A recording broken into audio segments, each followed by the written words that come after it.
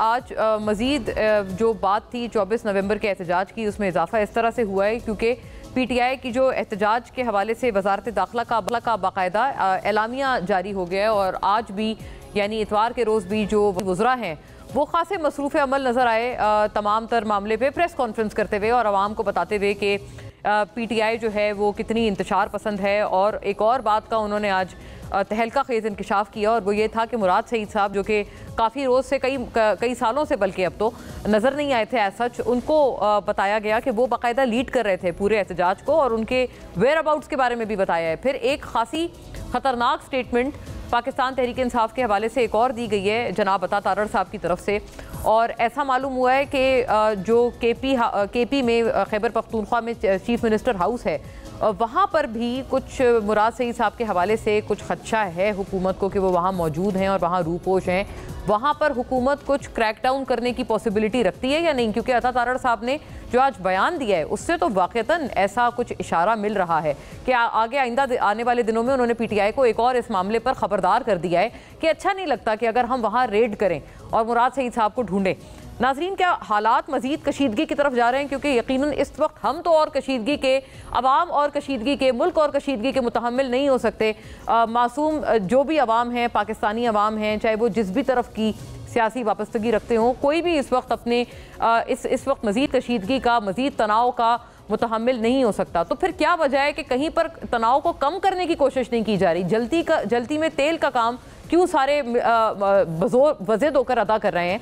ये एक ज़रूरी सवाल है जो कि आज हम उठाएंगे क्योंकि ये बात तो खैर अता तारड़ साहब ने आज जो की है, एक उन्होंने भी ख़बरदार अपनी तरफ से किया है, उन्होंने भी आज जिसे कहते हैं अपनी तरफ से जो एक इस तरह का बयान दिया है जो कि मज़ीद एक एजिटेशन को बढ़ाने वाली बात है गवर्नमेंट की तरफ से कि वो चाहते हैं कि किसी तरह की कोई केपी में जो सीएम हाउस है वहाँ पर कोई कार्रवाई की जाए। वहीं पर दूसरी तरफ जो वज़ीर आला अली अमीन गंडापुर साहब का कल का बयान है जिसके ऊपर हमने कल भी प्रोग्राम में कई मरतबा बात की, वो भी उतना ही अलार्मिंग है, जहाँ पर वो कह रहे हैं कि जी गोली का जवाब गोली से दिया जाएगा।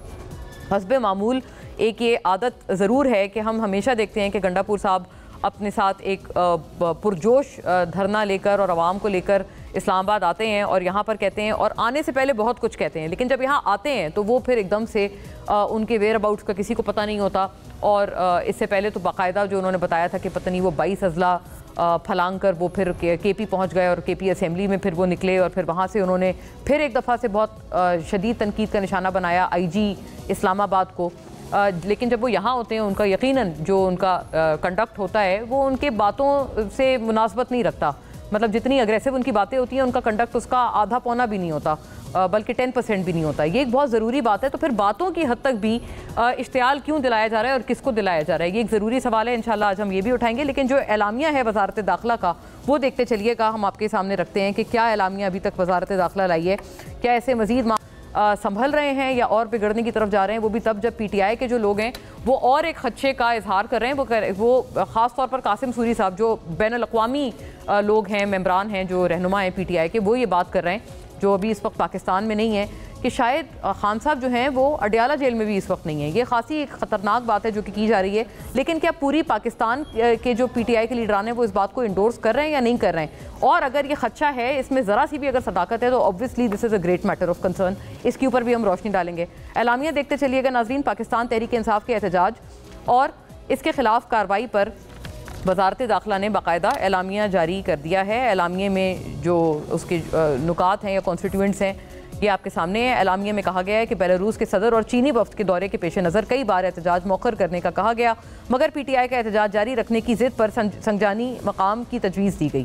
गैर मामूली मरात बशमूल बानी पीटीआई से मुलाकातों के बावजूद पीटीआई ने अदालती अहकामात की खिलाफ वर्जी की।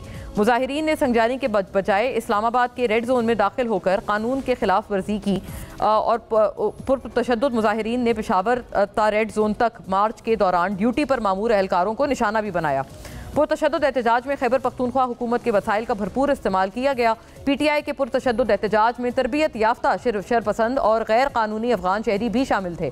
सख्त गिर 1500 शरपसंद और मफरूर इश्तेहारी बराए रास्त मुराद सईद के मातहत सरगर्म थे। ये इंपॉर्टेंट है नाजरीन, और वो खुद भी हमरा थे।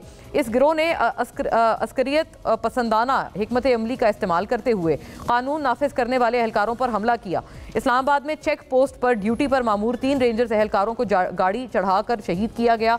पुरतशद्दुद मुजाहिरीन ने एक पुलिस एहलकार को भी शहीद किया और कानून नाफिज करने वाले इदारों के 232 एहलकारों को जख्मी किया। आइन के आर्टिकल 245 के तहत इस्लामाबाद में पाक फौज को तैनात किया गया, लेकिन एहतजाज के दौरान पाक फौज का पुरतशद्दुद हुजूम से बराह रास्त कोई टकराव नहीं हुआ। खुद साख्ता पुरतशद्दुद हालात में PTI क़यादत ने सूरत हाल संभालने के बजाय राय फरार इख्तियार की और इसके बाद सोशल मीडिया पर एक मुनज़्ज़म प्रोपेगेंडा शुरू कर दिया।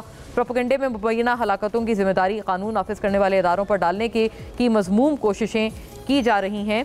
और फिर साथ जो बयान दिया अता तारड़ साहब ने, वो इसमें ऑब्वियसली नाजरीन मज़ीद अलार्म्स रेज़ करता है PTI के लिए।